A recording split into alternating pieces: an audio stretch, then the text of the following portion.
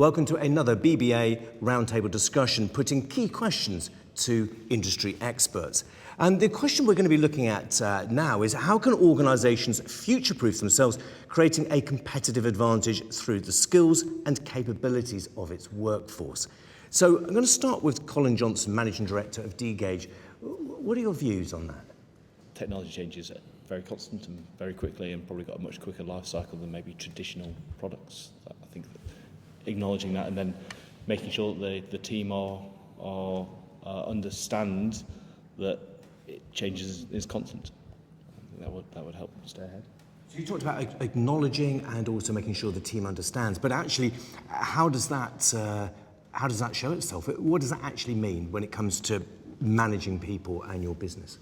I think a sign of success of that would be if people come to you with new technology and along that journey. So that's when you know that the culture is right, that instead of from the top down saying we're going to implement this, from the bottom up saying we found this new way of doing it, this new technology which could help us, that would be a measure of success, I think, that I'd see. Okay, so in terms of future-proofing a business, Craig Smith from City and Guilds, does the training and the development of people have a key role in that? I believe so. So I think there's probably two elements to this. So the newer folk coming into the industry, I think it's important to their development that we're giving them an education for a career. So we're not just teaching them to solve business challenges, work through processes of today, but also giving them the skills to think about, okay, so the challenges of tomorrow that we don't quite know what they are, when we get there, how do we work our way through there, and whether that's through process engineering or whatever that might be. So I think there is something about thinking about the kind of the long term and those skills for a career. And then I think through people's careers there is that kind of constant development and topping up and kind of shaping of skills as we kind of meander our way through these changes. And I think also there's I guess from the top of the organisation, building the belief that this is a good investment. It may have some kind of short-term ramifications from the point of cost or whatever that might be, but actually it's a worthwhile investment for the future, and that actually it's a business imperative. Adam Turk, Chief Executive Officer of Siderise. How does a business future-proof itself? For me, it's really straightforward. It's all about the people. If a business wants to be successful, it needs great people, but it needs to continuously develop those people, give them opportunities, training, coaching, mentoring. But it also has to bring in lateral thinking. So we have a policy where we try and fill half the new positions with existing people and half the opportunities with new people. And those new people bring fresh thinking from different industries, from different backgrounds. And we mix that lateral thinking with the development of the skill set, and our people drive the business forward. You have to encourage your people to grow, and the business grows with them. Interesting. And all of you so far have talked about people, and yet your business is very heavily focused on a product or on products as well, isn't it? Well, absolutely. But the business is nothing without its people. The people develop the product, they manufacture the product, they provide phenomenal technical support and advice to customers about the product, and our people are the thing that makes our company successful. For me, it's all about the people, and we spend a lot of time with our people. Anthony Brophy, from Director of Business Development of Co-Builder. Again, you're dealing a lot with data and information, aren't you? So how important are people then in terms of future-proofing the business for you? It's the most important thing, definitely. I mean, the big picture thinking really is about, as a business like you've just said now, the people that you have currently and what they're doing, but you also have to look at the futures in who's coming in to fill the spots and what does the industry look like in the future. So I think we're going to be a more data-driven industry, that's for sure. I think we need to have people with different skill sets coming in. And I think it's about how do you get to the people at schools and colleges early enough. I mean, I've done some work before with some construction managers previously, in my previous life, with STEM ambassadors. So I get going out to college and stuff and showing people what I'd call, in the BIM environment we're in at the time, about the Hollywood BIM, the Hollywood of construction, as in, let's look at fancy 3D models, let's cut and slice them up, look at dependencies like a gamification of the system, get them involved in handling it, flying around models, and then you sort of introduce the data. Oh, if you click on that, look at what you can see. And then it's in the mindset then, there's actually interactions of geometry being in a model, a system of information relating to the materials, which is what we're talking about, is manufacturers supply materials to sites, and buildings are in reality a material bank. We have buildings produced from products. We need to understand them products. And I think getting people into the industry excited about what construction is, it's not about bricklaying on the site anymore in bad weather. It's about being involved in technology, pre-construction, and getting that to the people on the ground doing the projects. Emma Wiles, Sales and Marketing Director for BBA. So, from your perspective in sales and marketing, how can that help future-proof the business? I think I agree with everyone's comments on people, and it's actually the people on the inside doing everything, relating to the people on the outside that are going to experience or be part of whatever subject, whatever your focus is in terms of the sector. So I think that we've got a lot of work to do in making sure that within the sector people understand their purpose. So what is the core aspect of the role or the business for the sector? And what is it now? And does everyone in the business understand that? And then from there, it's about understanding the environment around us. What's changing? I think the pandemic showed everyone.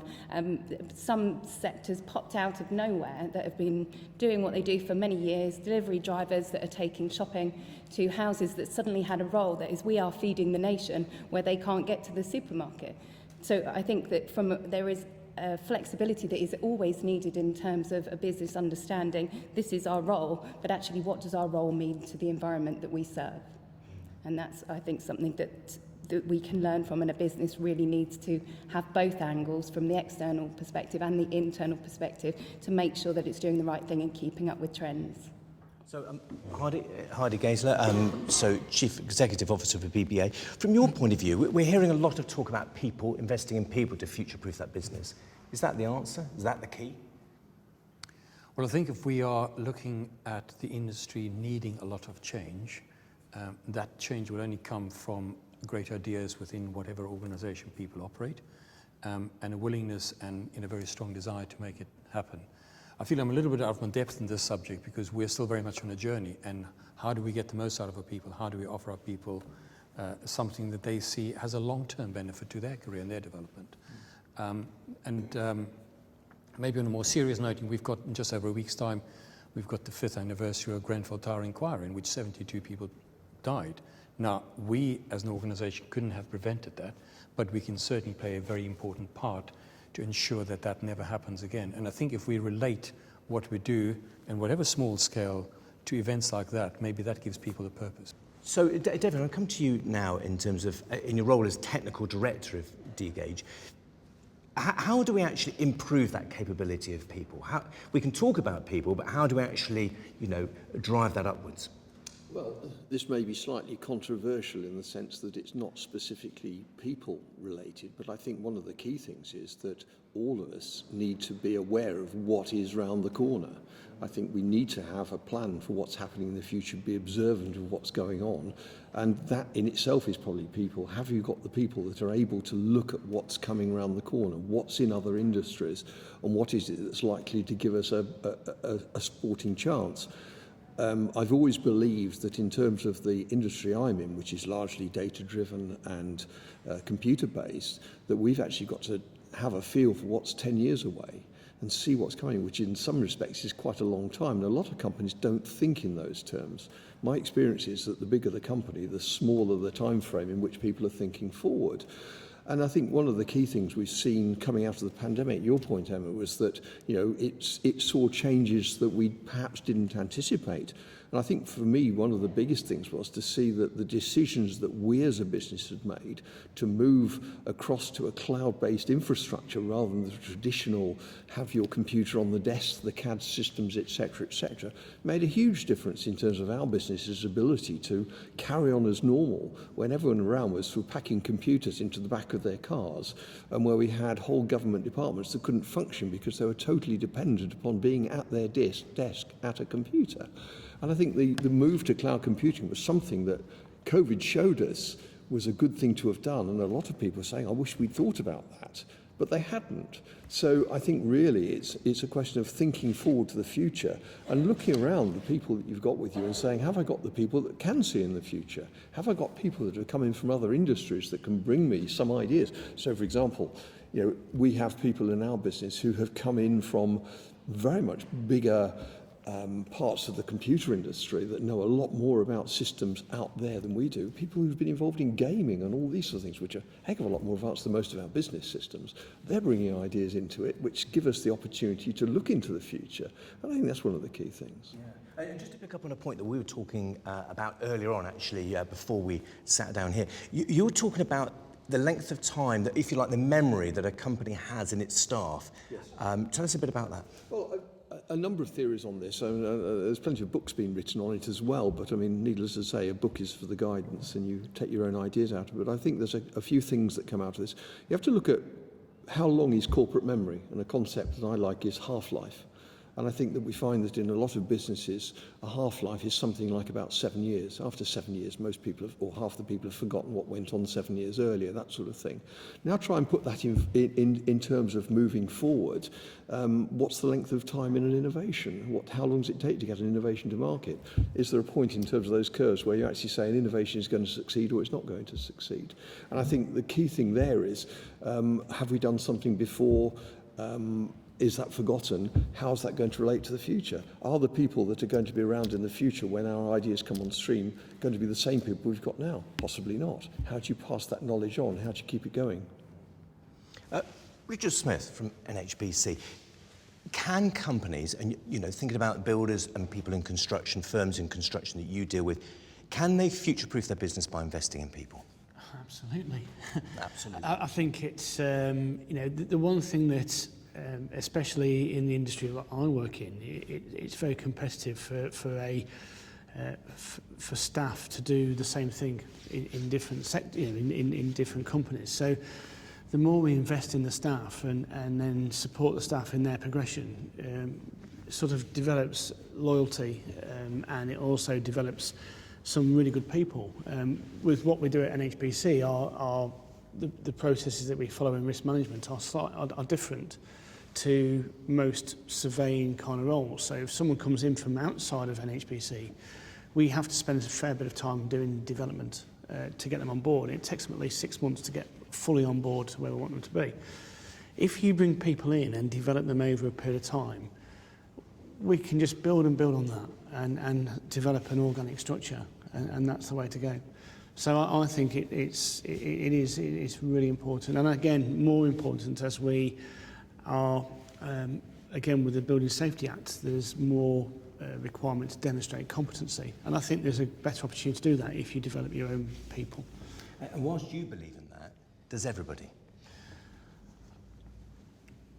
Possibly not. I can't speak for everybody. In my sector, I think that there's been a history of people moving around and then for the organisations not to invest in trainee programmes and development programmes because people moved around.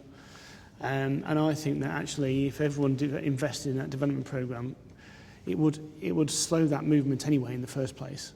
And I think there'll be more reward and there'll be more capacity within that industry. So I think that not everyone do, but I do think that they should. And perhaps if they did, then it would help alleviate that gap. Well, yeah, they'd be better for it. Well, yeah, because we do have, I think we all have shortages in not just skills, but also within capacity of people that we want to employ. We want to go out there and employ good people, and you advertise, and it's very rare you get a massive list of appropriate applicants for that position. You're lucky, you get possibly 2s or 3s if you're lucky, and then you're lucky that you've got the one that you want in those 2s or 3s. I'd like to be able to go out there and advertise and have more people to interview and develop. Yeah. Richard, from BBA, Richard Waterhouse, how would you summarise what you've heard in this conversation? Because it's covered quite a bit of ground, hasn't it? It has, but at the heart of almost every answer is people. And just taking what Richard said about people leaving, there's the old adage that you should develop your people so they can leave, but treat them well so they don't want to.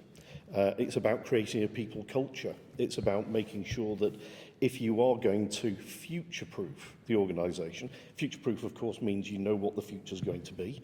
None of us do. So to future-proof, you have to create an agile environment where people can respond to the changes that come to an organisation. And the two criteria I always used to look for were attitude and aptitude. Have they got the right attitude so they want to be agile, they want to try new things, and can operate in an environment where that's safe to do that? In other words, they won't be shouted down if they fail, because failure is not always bad. It can be a step along a journey.